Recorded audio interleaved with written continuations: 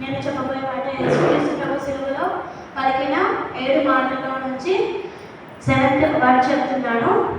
లూకా సువార్త 23వ అధ్యాయము 46వ వచనము. అప్పుడు యేసు గొప్ప శబ్దముతో కేక వేసి, తండ్రి నీ చేతికి నా ఆత్మను అప్పగించుకొనుచున్నానను. ఆయన ఇలాగ చెప్పి ప్రాణము విడిచెను. అంటే ఇప్పుడు మనకి ఇక్కడ ఏమర్థమవుతుంది అంటే, తండ్రి నీ చేతికి నా ఆత్మను అప్పగించుకొనుచున్నాను. యేసుక్రీస్తు ప్రభువు తను శిలువలో మరణించి తన ఆత్మను తండ్రి అయిన దేవునికి అప్పగిస్తున్నాడు. ఇక్కడ మనకు ఏం తెలుస్తుంది అంటే, యేసుక్రీస్తు ప్రభు తన ప్రాణాలను తన తండ్రి అయిన దేవునికి అప్పగించాడని తెలుస్తుంది. ఇక్కడ యేసుక్రీస్తు ప్రభు తన ప్రాణాలను తన తండ్రి అయిన దేవునికి అప్పగించాడు. కానీ మనం ఎలా చేస్తున్నాం? మనము ఈ లోకంలో జీవించి ఈ లోకంలో మొత్తం జీవించి తర్వాత రక్షణ పొందుదాంలే అనేసి మనం అనుకుంటాం. కానీ యేసుక్రీస్తు ప్రభు తన తండ్రి అయిన దేవునికి పరిశుద్ధంగా ఏ పాపం లేకుండా ఏ దూషించడం లేకుండా ఆయన తన తండ్రికి తన ఆత్మను పరిశుద్ధంగా అప్పగించాడు. కాబట్టి మనం మన ప్రాణాలను మంచిగా అప్పగించాలి. చెడుతనంతో కాదు, అలాగే అబద్ధాలు ఇవేవి కాదు. కానీ మనము మన ప్రాణాన్ని మన తండ్రి అయిన యేసుక్రీస్తు ప్రభువులకు మనం మంచిగా అప్పగించాలని తెలియజేస్తున్నాం. అలాగే మనము యేసుక్రీస్తు ప్రభు మంచి లెక్క వేయాలి. మనము ఈ లోకంలో చాలా సుఖంగా జీవిస్తాము. కానీ పరలోకంలో తీర్పు తీర్చినాక మనము అగ్నిగుండంలోకి వెళ్ళాల్సి ఉంటుంది. కాబట్టి మనము ఈ లోకంలో ఉన్నప్పుడే మనం రక్షణ పొంది ఆయనను స్తుతించే బిడ్డలుగా ఉండాలి. అలాగే మనము మంచిగా లెక్క చెప్పాలి, కానీ చెడు లెక్క చెప్పకూడదు. యేసుక్రీస్తు చనిపోయి కూడా 7 మాటలు పలికి తన తండ్రితో సహవాసం ఉన్నాడు. యేసుక్రీస్తు ప్రభు అంటే సిలువలో 7 మాటలు పలికాడు కదా.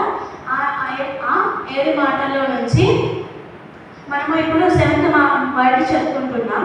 కాబట్టి తండ్రి అయిన దేవుడు తను చెప్పిన 7 మాటల్లో నుంచి అయినా యేసుక్రీస్తు ప్రభుకి తండ్రి అయిన దేవుడితో సహవాసం ఉన్నాడు. కాబట్టి మనం యేసుక్రీస్తు ప్రభుని ఇన్స్పిరేషన్ తీసుకొని ఉండాలి.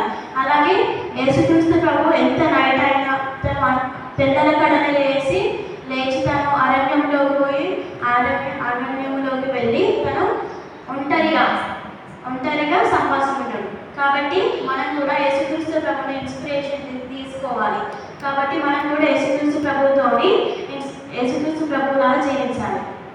అలాగే ప్రకటన 20వ అధ్యాయము 11 నుంచి 15వ వచనాల వరకు చూసుకుంటే, మరియు ధవలమైన మహాసింహాసనమును దాని యందు ఆసీనుడై ఉన్న ఒకరిని చూచితిని. భూమి ఆకాశములు ఆయన సమ్ముఖము నుండి పారిపోయెను. వాటికి నిలవచోటు కనబడలేకపోయెను. మరియు గొప్పవారేమి కొద్దివారేమి మృతులైన వారందరూ ఆ సింహాసనము ఎదుట నిలువబట్ట చూచితిని. అప్పుడు గ్రంథములు విప్పబడెను. మరియు జీవ గ్రంథములు వేరొక గ్రంథము విప్పబడెను. ఆ గ్రంథముల యందు రాయబడి ఉన్న వారిని బట్టి తమ క్రియల చొప్పున మృతులు తీర్పు పొందిరి. సముద్రము తనలో ఉన్న మృతులను అపహరించెను. మరణము పాతాళమును వాటి వశమునున్న మృతులను అప్పగించెను. వారిలో ప్రతి వాడు తన క్రియల చొప్పున తీర్పు పొందెను. మరణమును మృతుల లోకమును అగ్నిగుండంలో పడవేయబడెను. ఈ అగ్నిగుండము 2వ మరణము. ఎవరి పేరైనను జీవగ్రంథములలో రాయబడినట్టు కనబడని ఎడల వాడు అగ్నిగుండంలో పడవేయబడెను. ఇప్పుడు ఇక్కడ మనం ఏం అర్థం చేసుకోవాలి అంటే, యేసయ్య తీర్పు నుంచి ఎవరు తప్పించుకోలేరు.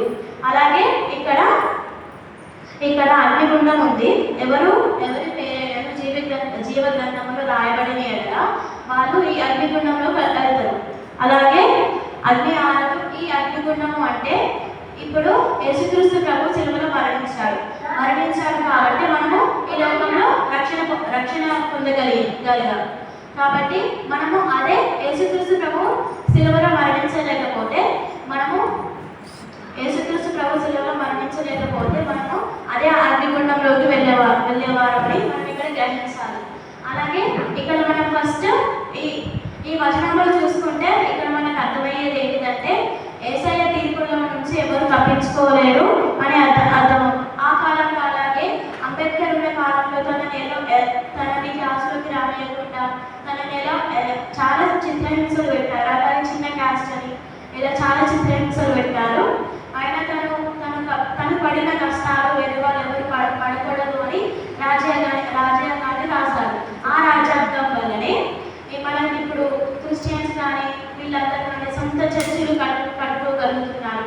కాబట్టి తను రాసిన రాజ్యాంగం వల్లనే మనం ఇప్పుడు సొంతంగా చర్చిలు కట్టుకోగలుగుతున్నాము. అలాగే ఆ కాలంలో అంబేద్కర్ ఎలాగైతే దేవుడు వాడుకున్నాడో తన బిడ్డలు స్వేచ్ఛగా తిరగాలి, తన గురించి మంచిగా ప్రకటించాలి, యేసుక్రీస్తు ప్రభు గురించి మంచిగా ప్రకటించాలి అనేసి తండ్రి అయిన దేవుడు అంబేద్కర్ను వాడుకున్నాడు.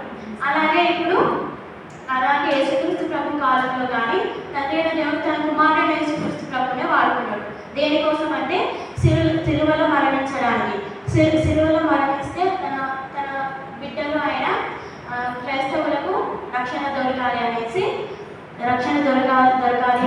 దేవుడు తన కుమారుడైన యేసుక్రీస్తు ప్రభునే వాడుకున్నాడు. అప్పుడు ఆ కాలంలో అంబేద్కర్ ఎలాగైతే వాడుకున్నాడో ఇప్పుడు అలాగే యేసుక్రీస్తు ప్రభు ఉన్న కాలంలో కూడా యేసుక్రీస్తు ప్రభుని వాడుకున్నాడు. కాబట్టి మనం ఈ వచనములు బట్టి ఏం తెలుసుకోవాలి అంటే మనం ఎప్పుడు కానీ యేసుక్రీస్తు ప్రభుల వారి వల్లనే యేసయ్యను ఇన్స్పిరేషన్ తీసుకొని మనం జీవించాలి అనేసి ఈ వచనంలో అర్థం. అలాగే ఈ ప్రకటన 20 అలాగే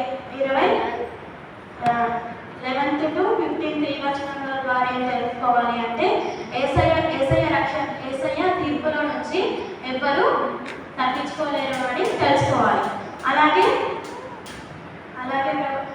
మనము ఎప్పుడు కానీ ఈ జనరేషన్లో ఎవరైతే హిందువులు ఉంటున్నారో వాళ్ళు ఇంకా క్రైస్తవులను హింసించాలి, వాళ్ళని ఇంకా హింసించాలి. అలాగే ఇండియాలో అసలు క్రైస్తవులు ఉంటుందని వాళ్ళు చాలా క్రైస్తవులను హింసిస్తున్నారు. కాబట్టి ఆ అంబేద్కర్ రాసిన రాజ్యాంగం ఉన్నది కాబట్టి మనము ఇప్పుడు మంచిగా స్వేచ్ఛగా బైబిల్ గురించి కానీ మన చర్చిస్ కట్టుకొని అక్కడ చర్చిస్తో మనం దేవునితో సంభాషణ ఉంటున్నాం. కాబట్టి యేసుక్రీస్తు ప్రభు తన బిడ్డలకు రక్షణ రావాలి అనేసి తన సిలువలో మరణించాడు. కాబట్టి మనము యేసుక్రీస్తు ప్రభువుని ఇన్స్పిరేషన్గా తీసుకొని మనకు జీవించాలి. అలాగే ఇక్కడ అగ్నిగుండం ఉన్నది. ఎవరి పేరైనా జీవగ్రంథములో రాయబడిన ఎడల వారు అగ్నిగుండంలో పడవేయబడతారు. అదే దేవుడు తన ప్రాణంను తండ్రి అగ్ని దేవునికి అప్పగించకపోతే మనము కూడా పడిపోయేవారు. ఈ వచనంలో బట్టి ఏం తెలుస్తుందంటే అదే దేవుడు కనుక తన ప్రాణాలను తండ్రి దేవునికి అప్పగించకపోతే మనము కూడా ఆయనని అగ్నిగుండంలో పడిపోతాం. కాబట్టి యేసుక్రీస్తు ప్రభు తన ప్రాణములు ఈ సెవెంత్ వర్డ్కి అర్థం ఏంటంటే యేసుక్రీస్తు ప్రభు తన ప్రాణాలను అప్పగించకపోతే మనం కూడా ఆయనని అగ్నిగుండంలోనే పడాల్సి వస్తుంది. కాబట్టి యేసుక్రీస్తు ప్రభు తన బిడ్డలను ప్రేమించాడు కాబట్టి ఆయన సిలువలో మరణించాడు. ఆ మరణం బట్టి మనకు రక్షణ వచ్చింది. కాబట్టి మనం కూడా కానీ ఇప్పుడు ఆయన రక్షణ ఇచ్చారు. కానీ ఇప్పుడున్న క్రైస్తవులు వాళ్ళు ఏదో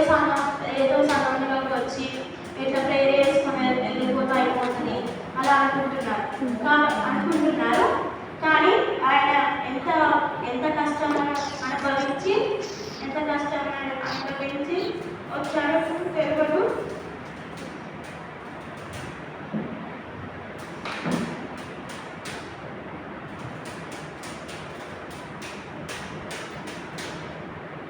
ఎంత కష్టం అనుభవించాడో తెలియదు. కానీ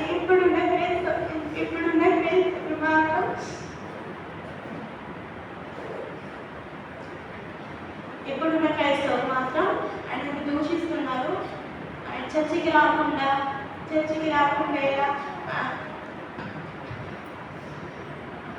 రాకుండా ఆయనను దూషిస్తున్నారు. కానీ ఆయన ఎంత కష్టములు అనుభవించి ఆయన మనకు రక్షణ తెచ్చాడు. కానీ మనం ఏం చేస్తున్నాం? ఆయన రక్షణను తీసుకోకుండా మనము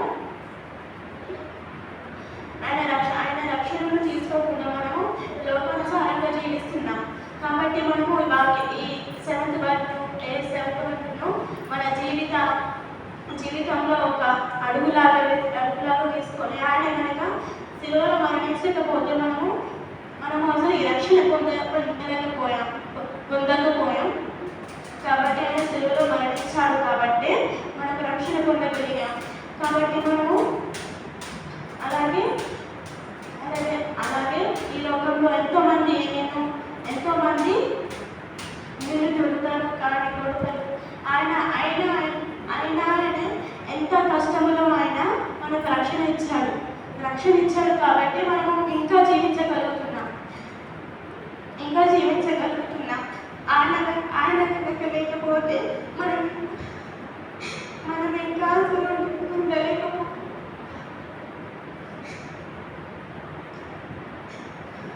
ఆయన కనుక మనకు రక్షణ ఇవ్వకపోతే మనం ఇంకా జీవించలేకపోయాం. ఇది శ్రమకాలము. మనం ఇంకా దేవునితో సహవాసం ఉంటున్నామంటే అది దేవుని కృపనే. శ్రమకాలంలో ఎన్ని శ్రమలు వస్తాయనేది అంతా దేవుడు బైబిల్లో రాసి పెట్టాడు. ఈ శ్రమల నుంచి కూడా తప్పించుకోవాలి అనేసి దేవుడు ఈ శ్రమల ద్వారానైనా ఈ హిందువులు కానీ ముస్లింలు కానీ వాళ్ళందరూ దేవుడితో సహవాసం ఉంటారు అనేసి దేవుడి శ్రమల కాలం పెట్టాడు. కానీ వీళ్ళు హిందువులు చాలా దేవుడిని దూషిస్తారు. ఇలా అసలు ఇది క్రిస్టియన్ అనేది మతమే కాదు, వీళ్ళే సృష్టించుకుంటారు అనేసి చాలా చాలా చాలా ఇలా దూషిస్తారు. కానీ యేసుక్రీస్తు ప్రభు ఈ బైబిల్లో యేసుక్రీస్తు ప్రభు నిజంగా దేవుడిని తెలియజేసే బైబిల్ ఇది. కాబట్టి మనము ఈ బైబిల్లో చదవాలి. అలాగే ఈ బైబిల్లో దేవుడు ఏ పనులు చేశాడు అవన్నీ ఇందులో ఉన్నాయి. కాబట్టి మనం ఈ బైబిల్ని చదివితేనే మనకు అర్థం తెలుస్తుంది. కాబట్టి మనము ఇంకా రక్షణ పొందలేకపోతే మనం ఇక ఈ బైబిల్లో నుంచి కూడా వ్యర్థమైపోతుంది. కాబట్టి మనం ఈ వాక్యం మొత్తంని ఎలా అయితే అర్థం చేసుకోవాలి అంటే యేసుక్రీస్తు ప్రభు తన సిలువలో మరణించకపోతే అసలు మనకి రక్షణ లేదు అని అర్థం చేసుకోవాలి. అలాగే ఆయన తీర్పులో నుంచి ఎవరు తప్పించుకోలేరు అని అర్థం చేసుకోవాలి. అలాగే హిందువులు ఏమనుకుంటారంటే మరణము తర్వాత మనం పరలోకం పోతాం, మంచి పనులు చేస్తే పరలోకం పోతాం, చెడ్డ పనులు చేస్తే నరకం పోతాం అని వాళ్ళు కూడా అనుకుంటారు. కానీ ఎంత మంచి పని చేసినా రక్షణ లేకపోతే వాళ్ళు నరకంలోకి వెళ్ళాలి అని మనం అర్థం చేసుకోవాలి. కాబట్టి మనము ఈ వాక్యం బట్టి మనం చాలా చాలా తెలుసుకోవచ్చు. అలాగే ఇక్కడ మనము ఏం అర్థం చేసుకుంటామంటే యేసయ్య తీర్పులో నుంచి ఎవరు తప్పించుకోలేరని అర్థం చేసుకోవాలి. అలాగే ఇక్కడ మరియు ఇక్కడ 12 వర్సెస్ చదువుకుంటే మరియు గొప్పవారేమి కొద్దివారేమి మృతులైన వారందరూ ఆ సింహాసనం ఎదుట నిలవబడి చూచి తిని అప్పుడు గ్రంథములు విప్పబడెను మరియు జీవ గ్రంథములు వేరొక గ్రంథములు విప్పబడెను. ఆ గ్రంథముల యందు రాయబడిన వాటిని బట్టి తమ క్రియల చొప్పున మృతులు తీర్పు పొందిరి. సముద్రము తనలో ఉన్న మృతుల మరణము పాతాళంలో ఉన్న వాడిని వశంలో ఉన్న వ్యక్తులను అప్పగించెను. అలాగే ఇక్కడ ఈ అప్పగించను అన్న మాటకి అర్థము అంటే ఇచ్చాడు. అలాగే ఇక్కడ సముద్రము అంటే సముద్రంలో కూడా పడిపోతారు కాబట్టి మనుషులు పడిపోతారు, అందులో పడి చనిపోతారు, వాళ్ళని కూడా సముద్రం అప్పగించింది. అలాగే పాతాళము అంటే చనిపోయిన వారిని కూడా అప్పగించిందని అర్థం చేసుకోవాలి. అంటే ఇక్కడ మనకి ఏమర్థమవుతుంది, భూమి ఆకాశంలో అన్ని ఆయనకు లోబడుతున్నాయని అర్థమవుతుంది. కాబట్టి మనము ఇక్కడే దేవుడి గొప్పతనం ఏంటో తెలుస్తుంది మనకి. ఆయన భూమి ఆకాశంలో మొత్తం ఆయనకి లోబడుతున్నాయి. ఇక్కడనే ఆయన గొప్పతనము మనకు తెలియజేస్తుంది. అలాగే ఆ జీవ గ్రంథము అంటే దేవుని ఎవరైతే నిజంగా నమ్ముతారో, దేవుని తన సొంత రక్షకుడిగా ఎంచుకుంటారో వాళ్ళ పేర్లు ఆ జీవ గ్రంథంలో రాయబడతాయి. ఆ జీవ గ్రంథంలో రాయబడని ఇక్కడ 15th verse చూసుకుంటే, ఎవరి పేరైనను జీవ గ్రంథం యందు రాయబడినట్టు కనబడని ఎడల వాడు అగ్నిగుండంలో పడవేయబడను. అంటే ఇక్కడ ఆ జీవ గ్రంథము అంటే దేవుణ్ణి ఎవరైతే నిజ రక్షకునిగా ఎంచుకుంటారో వాళ్ళ పేరు జీవ గ్రంథంలో రాయబడుతుంది. కానీ ఎవరి పేరైతే రాయబడని ఎడలా అంటే ఇప్పుడు దేవుణ్ణి ఎవరైతే రక్షకునిగా ఎంచుకున్నారో, దేవుడు దూషిస్తారో వాళ్ళ పేరందరూ రాయబడదు. కాబట్టి ఎవరి పేరైతే రాయబడిన ఎడల వాళ్ళందరూ అగ్నిగుండంలో పడవేయబడతారు. కాబట్టి మనము ఆ జీవ గ్రంథంలో మన పేరు ఉన్నదా లేదా అని మనం ఒకసారి కళ్ళు మూసుకొని పరీక్షించుకున్నాము, ప్రార్థన చేసుకున్నాము. ఏసయ్య మరొకసారి పాదాల చెంత చేరి ప్రార్థన చేస్తే ఇప్పుడు వందలేస్తే మరి ఆ జీవ గ్రంథంలో మా పేరు రాయబడిందా లేదా అని మరి పరీక్షించుకోవాలి అనుకుంటున్నాం ప్రభా. మరి ఎన్నో తప్పులు వేసాం ప్రభా, ఆయన క్షమించాను ప్రభా. మీరు ద్వారా మీద రక్షణను నడిపించాను ప్రభా. అందుకే వందలేస్తే ప్రభా మేమైతే జీవ గ్రంథంలో రాయబడింది అనుకుంటున్నాం ప్రభా. అలాగే మీ చిత్తంలో అయితే మమ్మల్ని ఇంకా రక్షణలోకి నడిపించండి ఏసయ్య. ఎన్నో తప్పులు వేసాను ప్రభా. ఆయన మీరు సిలువలో మరణించారు ప్రభా. అందుకని వందలు వేసారు. మీరు సిలువలో మరణించకపోతే రక్షణలోకి రాము ప్రభా. మీరు సిలువలో మరణించారు కాబట్టి మేము రక్షణలోకి వచ్చాను ప్రభా. మీరు ఎన్నో కష్టాలు పడ్డారు ప్రభా. ఎన్నో కష్టాలు పడ్డారు. మీరు వేశారు దెబ్బలతో కొట్టారు ప్రభా. ఆయన మీరు క్షమించండి. మీరేం చేస్తున్నారు మీరు ఎదురు కాబట్టి మీరు క్షమించండి తండ్రి అనే దేవుడితో మీరు చెప్పాలి ప్రభా. మరి మీరు అలా చేశారు కాబట్టి మేము రక్షణలోకి వచ్చాం ప్రభా. జీవ గ్రంథంలో మా పేరు రాయబడింది ప్రభా. కాబట్టి మీ కృప ద్వారా మీరు క్షమించండి. ఆ ఒక్క మాట ద్వారానే మేము రక్షణలోకి వచ్చాం ప్రభా. కాబట్టి ప్రభా మరి జీవ గ్రంథంలో మా పేరు రాయబడింది కాబట్టి ప్రభా మరి మేము ఇప్పుడు మీ వాక్యాన్ని ధ్యానం చేసుకోగలుగుతున్నాం ప్రభా. అలాగే మీ కృప ద్వారా మీరు తోడు ఉంటున్నాం ప్రభా. ఈ శ్రమకాలంలో ఎందుకు పెట్టారట? ఇప్పుడు ఈ శ్రమకాలంలో అయినా మిమ్మల్ని మీతో సహవాసం చేస్తారని శ్రమకాలంలో ఉంచారు ప్రభా. మరి క్షమించే తత్వము మాలో ఇవ్వమని ప్రార్థిస్తున్నాం తండ్రి దేవా. మరి మేము ఎంత బ్రతుకున్నామంటే అది నీకు ప్రభావం లేసా ప్రభావ. ఈ వాక్యాన్ని మొత్తం మీరే జ్ఞాపకం చేసుకోమని ప్రార్థిస్తున్నాం తండ్రి దేవా. చెప్పగలిగే జ్ఞానం నాకు ఇచ్చారు ప్రభావ. వందలేసా ప్రభావ. మరి వాక్యం మొత్తానికి అర్థం మీ తీర్పులో నుంచి ఎవరు తప్పించుకోలేదని తెలియజేశారు ప్రభావ. అలాగే ప్రభావ మరి మీరు కనుక సిరువులో మరణించకపోతే మేము ఆయన అగ్నిగుండంలోనే పడిపోయేవారు ప్రభావ. కాబట్టి మీరు మమ్మల్ని రక్షించారు ప్రభావ. వందలేసా.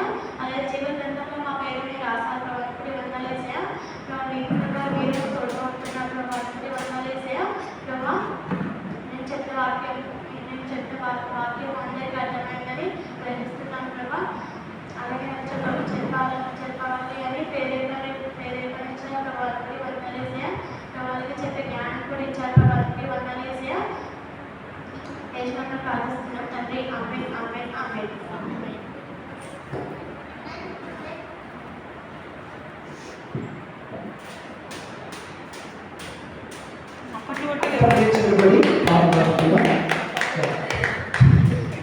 మొత్తంలో సైంటిస్ట్ అనిపించింది కదా. బానిసత్వంలో బాబుజన్లు వినిపించడానికన్నా దేవుడు అంబేద్కర్ వాడుతున్నట్లు పాపమైన బానిసత్వంలో ఉన్నటువంటి ప్రజలను వినిపించడానికి దేవుడు యేసుక్రీస్తు ప్రభువును వాడుకున్నాడు అంటున్నాం. సరే, అందరం లేచినబడి ఒక పాట పాడుకొని ఆ తర్వాత మెయిన్ మెసేజ్లోకి వెళ్తున్నాం.